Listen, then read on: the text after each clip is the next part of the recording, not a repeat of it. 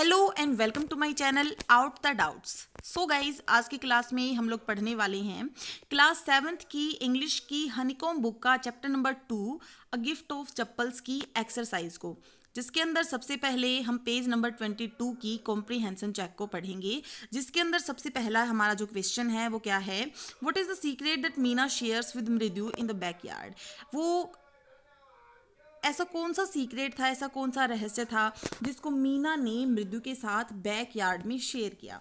तो Meena share the secret that she had a kitten in the backyard inside a torn football lane with sacking and filled with sand. तो जो मीना है वो बताती है मृदु को कि उनके पास क्या है, एक छोटा सा बिल्ली का बच्चा है, किटन है, और वो जो है कहाँ पे है, वो एक फटी हुई फुटबॉल के अंदर है जो कि रेत से भरी हुई है।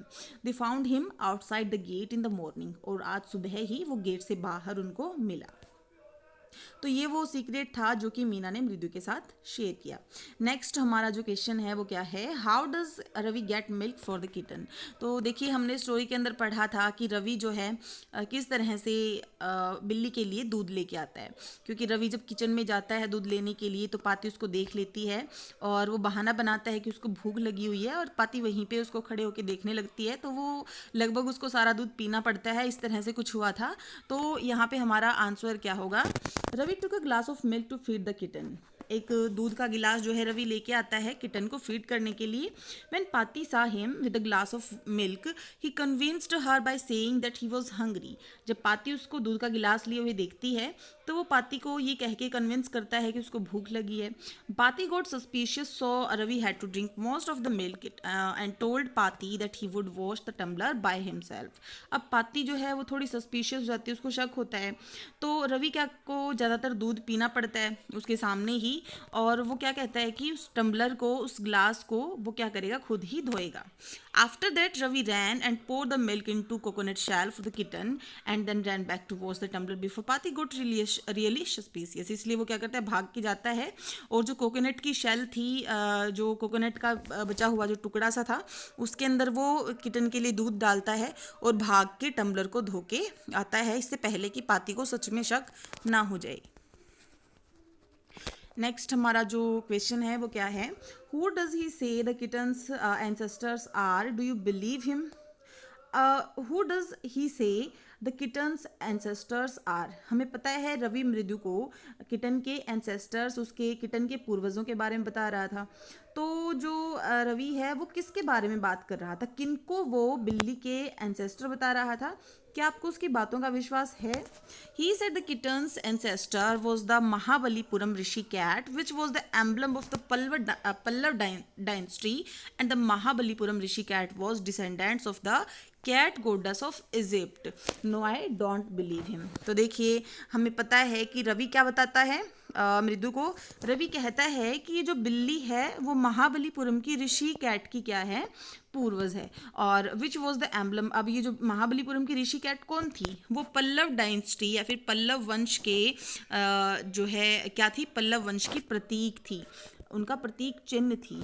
और जो महाबलीपुरम की ऋषि कैट है वो क्या है, वो डिसेंडेंट्स है किनकी, कैट गोडेस, जो एक तरह से बिल्ली जो देवी थी इजिप्ट की, उसकी क्या है, डिसेंडेंट्स है।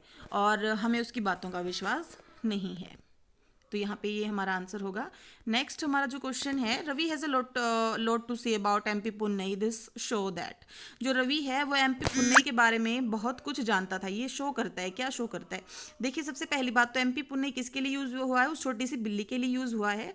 और ये बातें क्या शो करती हैं, सबसे पहले हमारे ऑप्शन यहाँ पे कौन से हैं। He is merely trying to impress Mridu, वो खाली मृदु को इम्प्रेस करना चाहता था। His knowledge of history is sound, उसकी हिस्ट्री की नॉलेज अच्छी थी। He has a rich imagination, उसकी जो इमेजिनेशन थी वो बहुत ही अच्छी थी। He is an intelligent child, और वो क्या था, वो बहुत ही इंटेलिजेंट चाइल्ड था। Which of these statements do you agree disagree to. तो देखिए, अगर बात करें इन स्टेटमेंट्स की तो ये सारी ही रवि पे लागू होती हैं। तो हमारा यहाँ पे आंसर क्या होना चाहिए, एग्री टू दीज स्टेटमेंट्स। हम इनकी कौन सी स्टेटमेंट से एग्री हैं। सबसे पहली तो his knowledge of history is sound, देखिए हिस्ट्री की उसको अच्छी नॉलेज थी। He is a rich imagination, और उसकी जो कल्पना शक्ति थी, उसकी जो इमेजिनेशन थी वो भी बहुत अच्छी थी। तो यहाँ पे दो हमारे आंसर होंगे। नेक्स्ट हमारा जो क्वेश्चन है, What was the noise that startled मृदु and frightened महेंद्रन? वो कौन सी आवाज़ थी, वो कौन सी नॉइस थी जिसने मृदु को और महेंद्रन को क्या कर दिया, डरा दिया था, एकदम से उनको डरा दिया था. तो the children were discussing about cat at the moment the sound of screeching startled Mridu and frightened Mahendran. तो देखिए, क्योंकि जो बच्चे हैं उस बिल्ली के बारे में बात कर रहे थे, उसी क्षण उसी मोमेंट पे एक क्रीचिंग की आवाज़ आती है जिससे मृदु भी घबरा जाती है और बिल्ली भी बहुत ज़्यादा डर जाती है. यहाँ पे हमें पता है कि महेंद्रन किसके लिए यूज़ किया गया, उस बिल्ली के लिए यूज़ किया गया है. It was the sound of violin that Lalli was learning to play. ये किसकी साउंड थी, ये उस वायलिन की साउंड थी जिसको कौन बजा रही थी, लल्ली बजा रही थी. As she was not able to play it properly it sounded awful. क्योंकि वो उसको अच्छे से बजाना नहीं आता था, जो वायलिन है प्रॉपरली वो उसको नहीं बजा पा रही थी, इसीलिए इसकी जो साउंड थी वो कैसी आ रही थी, एकदम डरावनी, आफुल आ रही थी. सो गाइज, हमारी ये वीडियो में आज के लिए इतना ही. नेक्स्ट वीडियो में हम हमारे पेज नंबर 28 की कॉम्प्रीहेंशन चेक की क्वेश्चन आंसर पढ़ेंगे. So thank you, have a nice day.